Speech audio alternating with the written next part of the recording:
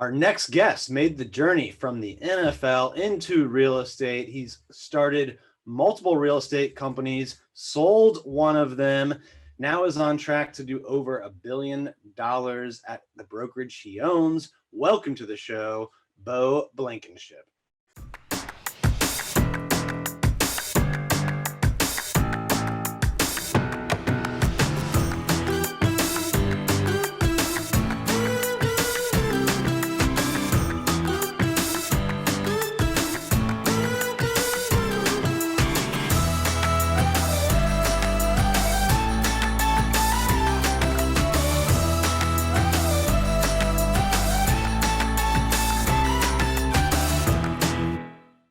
All right, welcome to the show today, Beau. How are you doing?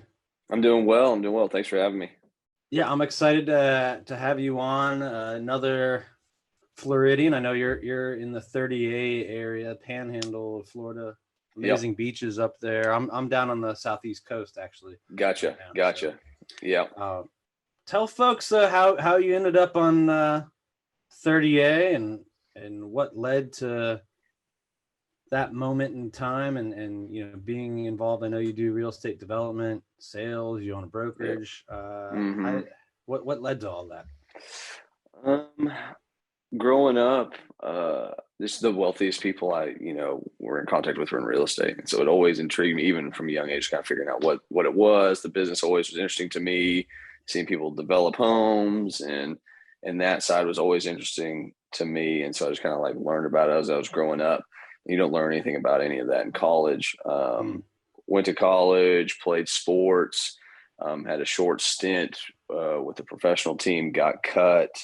Then after that, I just took all of that energy and transitioned it to what I'm doing now. And so kind of started off, got my license. I started a property management company. We built and sold that. 2 years later, we sold it. I was still selling. Then I opened a brokerage year 3. And then we've been building a brokerage since then. I've been building my sales team since then and developing at the same time. Did you always or grew up in the 30 area or moved back there or No, from Oklahoma. I'm from Oklahoma. Gotcha. And then we went to vacation here every year for like the past 20 years. And then after college, I was like, man, we can live anywhere. If I'm playing sports, I can live anywhere. So I got married right out of college. We just picked up and moved here, and so that was where home base was started here. And if I read my notes right, you were with the Jaguars for a bit. Just for a bit, yep. Was that, describe that, because I get a lot of real estate agents, investors on the show. Obviously, you might be the first professional football player, no matter how long it lasted, but how was that? Was there a thrill, exhilaration, some dream realized, and then it ended up not being too long? Yeah. So that was, it's kind of a long story. So it was always, all my chips were in football. Like that was it. It was that or nothing. College had a really good junior year. So it was a good year. Probably should have jumped that year. Stayed my senior year, had a little bit of a down year. So then had to, so obviously you go down on draft boards, depending on your stats, all that kind of stuff. So I wasn't at a massive school. So, so that hurts you. And so after that, we were signed to the team, and it was an amazing experience, man. It was a dream come true to sign an NFL contract, and being in the locker room, it was awesome. No matter how long it was, that's something no one can take from you. And it was a great experience, and I wish it would have lasted longer, but I'm very thankful for what I'm doing now. Well, you have to be all in and at the top of your game to even get a crack at it. Yes. And the thing that's pretty cool, I think, about that experience, and then now having you on the show as an agent, investor, developer, brokerage owner, is I think it shows the opportunity that's out there for people. Yeah. Because in professional sports, I feel like everyone dreams about becoming a professional sports player, right? Everyone dreams about, coming up with the next Facebook, Yep. right? And we're talking about like 1 in a billion chances. I mean, for at least for Facebook, maybe slightly better on the NFL contract. But if you think about it, there's like 7 billion people in the world, and a few hundred of them maybe have significant NFL deals. I mean, so from high school, I think it's like 1% end up playing, or less than 1% end up playing Division I football, and then the less than 1% of Division I football players play in the NFL. It's like it's very, very small. But like the difference, and I have no idea what even position you play, but let's just say like a quarterback that gets cut from training camp. Yep. Like the gap between him and Tom Brady. I mean, I know Tom Brady's probably the best overall, but it's fairly small. I mean, it makes a huge difference, but the ability level is not much different. Am I crazy on that? No, and that's really interesting you say that, because no one really brings that up. The difference between barely making it and then the person that's getting paid $30 million a year, it's not much. It's not much. Like, it is very, very small. We would need a powerful magnifying glass to it is very, very small. And that's one of the issues, or not one of the issues, but one of the things with it's very political, right? So if that coach drafted you and somebody else isn't drafted or played for a previous coach, the coach that drafted you, you're going to have significant,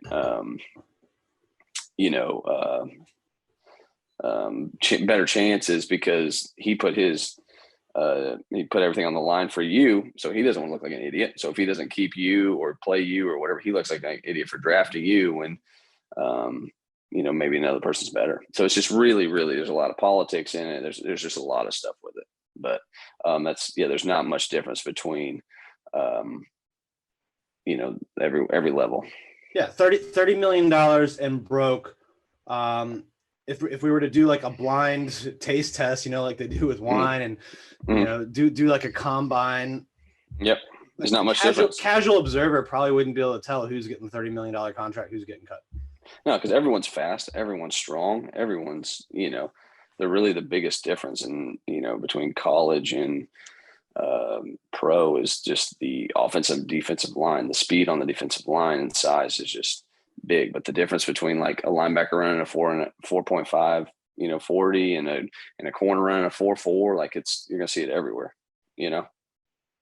So that's I bring this up to just show what opportunity there is in real estate, because you can be pretty bad in real estate, but figure it out and still end up making hundreds of thousands, even millions of dollars, a year. And everyone probably knows those people that you do deal with. You're like, man, how in the world is this person, doing this? Yeah. So I think, hearing a story of a guy like you who came that close, didn't quite get there due to differences that the human eye, naked eye, casual observer could not tell, right? Then you go into real estate and absolutely crush it. And it's like an extreme all or nothing proposition in sports, whereas in winner take all in sports, whereas in real estate there's so many different ways to make money in it, and you've done like 3 or 4 of them. There's a lot of ways, but I think having the mentality all or nothing will obviously play into your success, but there's people that just go in there and do a few deals a year and make, a couple $100,000, so, but I think having that all in mentality is kind of if you want to be successful, you kind of have to have that. And did you go right into property management after that, or you did? Well, I sat there and I was like, man, what am I doing with my life? And I was hoping another team, I got a few calls and all that stuff to get picked up again. And I could have gone to the CFL and played and all that stuff. I said, man, I don't want to do that, And so I figured out what I was doing. So I started a property management company, got my license, And I was scared. How did you decide on that, or why did you decide on that?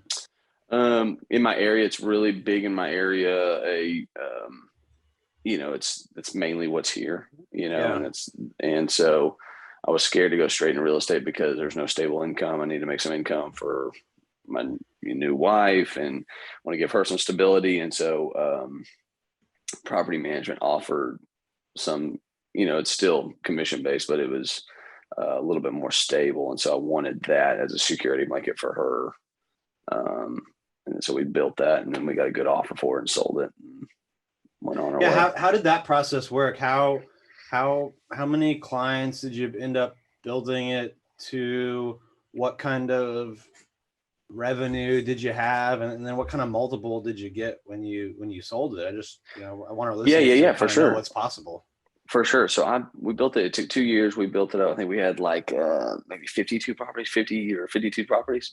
And our multiple, what was our multiple? I think 5.5, maybe 5.5 times earnings or profit. Mm-hmm. Yeah. Hold that thought for a second. Do you struggle with how to scale your real estate business without trading your most valuable asset, your time, for money? If so, Carrie and I want to help you. Since March of 2020, we have doubled our sales and tripled our profit. And we want to help you grow your real estate business in a smart way at the HyperFast Summit in Boca Raton, Florida on February 1st and 2nd, 2022. We're bringing together top real estate leaders to help agents from all over the world. Go to hfasummit.com for tickets. Again, that's hfasummit.com for tickets. Yeah. 5.5 times earnings. And the day we got an offer on it, we found out we were pregnant. So it was like perfect time. It was like, so we want to do this. And so got that offer, took that off the table. She was able to stay home. And then I just transitioned fully into real estate. I was doing it at the same time because I was kind of feeding the property management company. I would sell the properties. Our clients, liked their experience with us, so they would stay with us. And then, I just kept building at the same time. And started building my sales team and opened the brokerage year 3, and then just started building from there. So while you were building property management, you were working as the agent, Yep. often cross-pollinating, I guess, if you will, Yep. or businesses would feed each other. Yep. I tried to stay out of the property management. So I hired people to do it because I didn't want to be in charge of, giving them rental projections for their home. So if they're wrong, that wouldn't come back on me and all that kind of stuff. So I tried to really assume most of these were short-term rentals, just because I know that's super popular in that area. Yep. All of them. What did it take on the operations side to set that up? Who did you have to hire or have in place? You can really do it. You create the LLC, you sign up for, hotel and beverage application with SunBiz, and you can build it from your kitchen table. So we did that, got the LLC. My wife was helping the operations side, so did that. Then we eventually hired like 6 employees over the time, and they were running it and checking out cleaning and maintenance and all that kind of stuff. And then, but we just kind of built it, bootstrap from there. But didn't take a ton of work or ton of manpower to do it. And what? All right. So after you sold the property management company, you transitioned into sales full time. Mm-hmm. What is the growth there looked like since then? Sales. So first year sales, we did 13 million. Second year we did 34 million. The next year 70, then 140, then 270, and then this year we'll probably hit $500 million. Our team should do about 500 million. And as a brokerage, we've gone from really essentially just me and a few other people to now our brokerage should do probably about $1 billion this year. Wow. In gross sales. And what kind of price points are you typically at to hit those numbers? Oh, our average price point's like 1.2. Yeah, so you're selling a few hundred homes a year at least, right? Yeah. So my team will probably do my team price point. There's like 6 of us on the team. Like our average price point's around 2 million, and we'll sell roughly 250 homes. How did you get that kind of growth what's your team structure like today? Growth is a bunch of development stuff. So I do a bunch of development stuff, build it, investors. I'll do them myself. We leverage that to get, new listings, great open houses, great marketing. So that, when I first started, no one would give me the listings because I was new, and also I built our own listings. So I partnered with the builder said, hey, here's going to be a return, and they would make, millions of dollars or whatever it was. And then so I just kind of leveraged that to do more and more. And then now the team's growing, using our success and our numbers to then expand. And it's just kind of grown from there. So did I hear you right? At first, you helped builders that were doing development, then you decided to do more of it on your own or partner with them? So I still kind of do it. I still do it today, but no one would give you a new agent. They're not going to give a new agent a $5 million listing. Right. So what I would do is I'd find the dirt, and I just saw such an opportunity on the spec side. And so we'd find the dirt, and I'd bring in an investor. I had a builder that would help us, and we'd build a spec home and sell it. And that would be our listing. And then we do several more of them. And we just ended up having a big buyer pool, or a big group of investors that wanted to get in on that. And that's, what really helped drive our business. Yeah. I like how, you kind of have this history, I guess, now of using multiple businesses that kind of feed each other, right? Like the property management led to the initial growth of this on the sales side, then sold that, got a good exit, and redeployed into the development side. And then, that's going to build builder relations, investor relations, and then give you killer listings, right? Like those are the best listings, new construction. 100%. They're typically on the market a little bit longer because A, you're building it, but B, they take longer to sell a lot of times than typical resale. So you're going to generate more buyer leads during that time period. It's a great formula. And it seems to it works. It's definitely really worked for us. The growth of both your sales team and your brokerage. Yeah, so it's really, really helped us. So now that I've got the team that kind of runs a bunch of sales, I kind of just help oversee that. And then most of my time is spent on the development side and investing and, and helping list properties and stuff like that.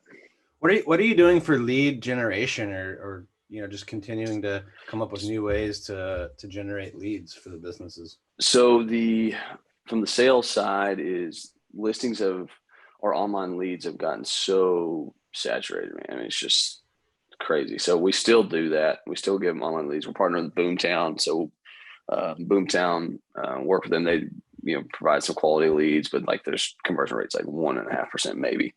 So they still get online leads. The biggest thing about a team is being able to leverage the production and the numbers in the listing. So it's open houses, it's making cold calls around your sales, all that kind of stuff. Marketing, we provide all the marketing, mailers, digital, all that kind of stuff. So we're just providing as many leads as we possibly can through every avenue you can think of. And that's what I do on a day in and day out basis. Where do you see, what has the market done in your area? I know Florida seems to always be in the headlines. People claim more and more people are moving in. Are you feeling that in your area in the last couple of years? Yeah, people are moving here like crazy. Like we were a smaller market, but I mean, I'd argue we're one of the better markets in America. But I was on the beach the other day, and I guess it's probably 2 or 3 weeks ago. A guy moved here from London, and then a guy moved here from LA, and another guy moved here from LA and Ohio, and all this kind of stuff. It's just like, so people are coming from all over down here. So, it's been really, really good for our market. What when these buyers come in from other markets, are they looking to buy vacation rentals? Are they looking to buy permanent homes? What types of moves are these? Permanent. Yeah. Few vacation. So, there's been a bunch of people from LA move to Nashville, which then buy second homes here. And from people that are moving directly here are buying primary. So a bunch of money coming from there to Atlanta and Nashville, then buying down here at second, and then getting a big primary push as well. Interesting that that people would relocate to Tennessee and then no state income tax, and then now they've got a different second home area. Yeah, and then same thing with Texas. We get a bunch of people in Texas, so people moving to Dallas, Austin, Houston, doing the same thing here. So they're selling their primary home in San Francisco and their vacation home in Napa Valley, and then and doing the Austin / Nashville combo with Florida. Yeah, that's exactly what's going on. So where do you think the market is going in your area and just in general in the next 6 to 12 months? I don't think interest rates will change. If they do, I think it'll crater the whole economy. So I doubt those will change. So I still feel pretty bullish. We've got big inflation. So I think people are buying real estate as a hedge against inflation right now. So we're seeing some of that. I think Florida's kind of insulated.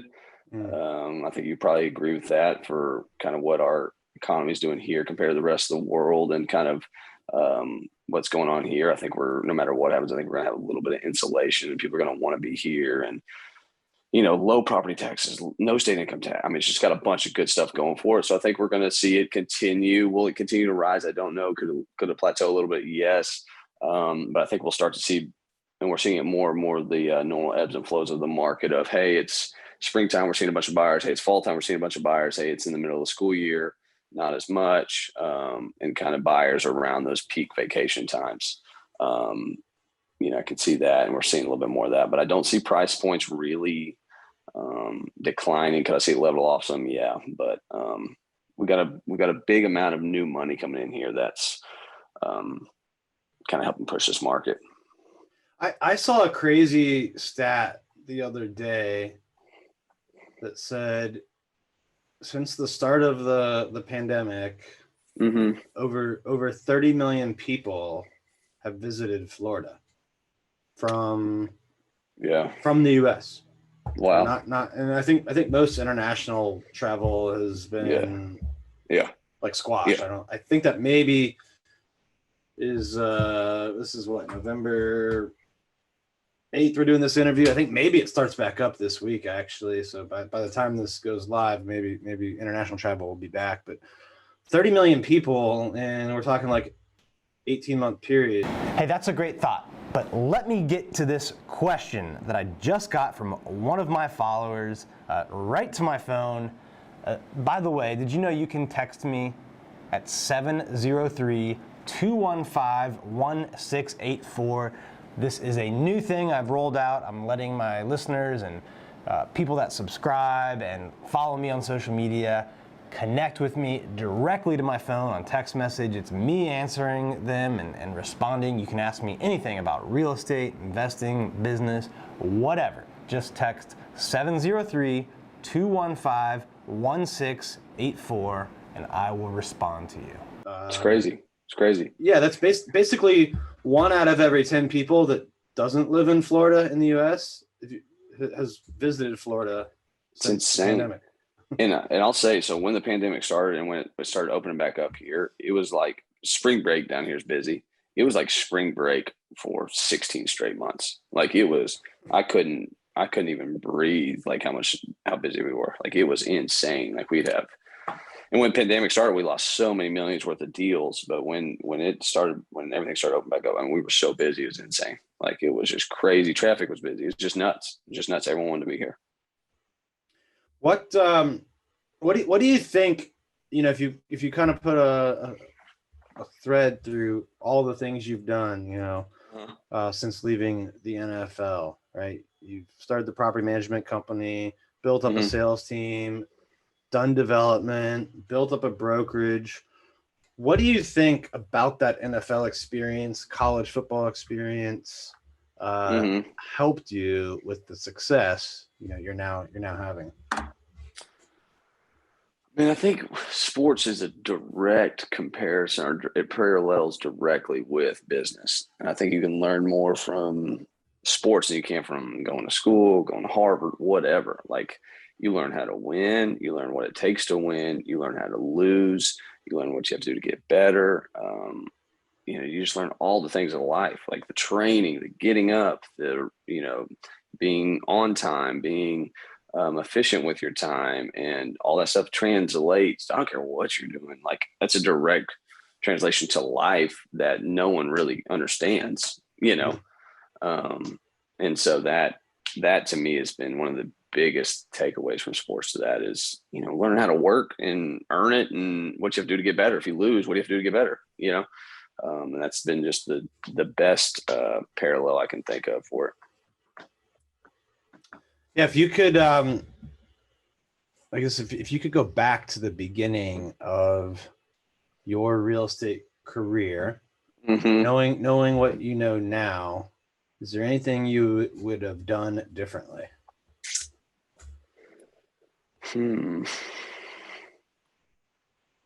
Man, that's kind of tough. I don't think so. That sounds terrible. I probably would have, maybe if there was an opportunity for me to join a team when I first started to learn more so I could get a head start, I would have, because without really having a team or knowing much, kind of just being out there on your own is a little bit tougher. So probably would have done that, just so I can get a better feel for the market instead of trying to wing it. But you also learn more from doing it yourself. And so, I can talk on both sides of my mouth on that, but that would probably be it. Well, I think that goes back really to what you learned in sports, right? Because one thing I've noticed from, being an agent, broker owner myself and interviewing tons more is most people that have had a lot of success went through a struggle. It's just, where did it happen? Right. Yeah. Yeah. Some people, get in and it takes them months or years to start making an income that they can really live off. And that's their struggle. Right. Yeah. Other people had it beforehand. Right. Like I'm sure busting your butt, you're spending the hours you did, probably 8 hours a week in college. Yeah, that's all a struggle, man. Oh my gosh, waking up at 5, going to work. I mean, that's all a struggle. And so everything else is easy, but taking that back, the one thing I would have done differently is I pitched so many investors I knew I should have bought that property to do my spec home on. That's what I look back at. I think, dadgummit, it's great for them. My investors made a lot of money, right? It's I should have bought that because I knew it was a deal. I pushed them to buy it, and now they're making X when I knew I should have purchased it and done it myself. I think that's an interesting thing, actually, is why don't more realtors own houses or invest in real estate? I mean, what's your take on that? I think it's just probably a scared mindset. I mean, now I'm past that now, and we've purchased a lot of homes and land and developments and stuff like that. But I think it's probably just scared to do it because it's scary to go get a big mortgage, and when your income is you don't know where it's coming from, and risking it and paying the note. And I mean, there's a lot of risk that goes into it. But once you get comfortable and build it up and able to do it, once you do one and see the fruit of it and keep doing it, I think that's probably would just be from a little bit of a scared mindset, I guess, from it, because it's tough. It's tough to jump out and do it, man. That's why it took me a while to do it. Yeah, I'm often I get the scared mentality, or you're unsure of your income, but to me, it just seems like you have such an inside advantage, right? Because you get to see these deals before they're on the market. It's you do have an inside track. It's basically like trading stocks with inside information. Yeah, and nothing against it, nothing wrong with it. And it's And the problem though in my market, it's like, insider trading may be like you may find a deal for $5.5 million that's really worth $8 million. Right? You got to figure out where you're going to get $5.5 million. Right. That's some of the risk here. It's like it's pretty hefty, or have investors that you can partner with, or have a group of guys that when a deal comes up, you can do it together and figure out whatever that is. Well, I always tell people, if you find a deal and get control of it, if it's a good deal, the money will find it. Not hard to find it. Yeah. Especially in this environment we're in. Mm-hmm. This has been amazing, Beau. I always like to wrap up with a HyperFast round. If you're ready for some rapid fire questions and answers, they won't be as fast as that 4.5 second 40 linebacker. So, all right, what's the biggest piece of advice for a new real estate agent? Learn from somebody. What's one thing that you think successful agents don't do that they should do? Treat it like a 9-to-5 job. Show up, be in the office, treat it like you were going to go work for a law firm. You know, the most successful people I know in our firm are here from 9 to 5. What's the biggest challenge you've had in business, and how'd you overcome it? Biggest challenge we've had, just people doubting us, you know, because we were young or whatever, and overcoming it with our sales and getting the right systems in place and leveraging the luxury brokers to overcome our youth. What's been your best investment? Return wise, a luxury spec home. Long term wise, we built a 20,000 square foot warehouse that's been pretty good here. All right, last question. Where do you see yourself 10 years from now? Hopefully expanding into other markets, growing the brokerage. Hopefully we're just keep growing and hopefully expand into some other states. Awesome, Beau. This has been amazing. Your story is inspirational. I think you might be the first NFL athlete on our show. I'll have to double check on that. So, man, thanks for having me. I really appreciate it. It was awesome getting your perspective. If people want to connect with you or learn more about what you do or buy or sell a home in the 30A area, how should they connect with you? What are the best ways? Anyway, you know, Instagram, Facebook, you can text me, call, anything online. We'll get back to you really quick. All right, guys, connect with Beau if you want to learn more about 30A real estate. Thank you so much for being on the show. To all of our listeners and viewers out there, thanks for tuning in. Please remember to leave us some feedback. Let us know what you thought and share this with someone that you think would enjoy hearing or seeing it as well. We'll see you next time. Thank you, man. Thank you for tuning in to this episode of the HyperFast Show. Subscribe to us if you want to make sure you get the latest and greatest HyperFast shows. And remember, we love reviews. Reviews help us bring better and better guests and improve our shows. So give us the good, the bad, and the ugly. We hope you enjoyed the show, and we will see you next time.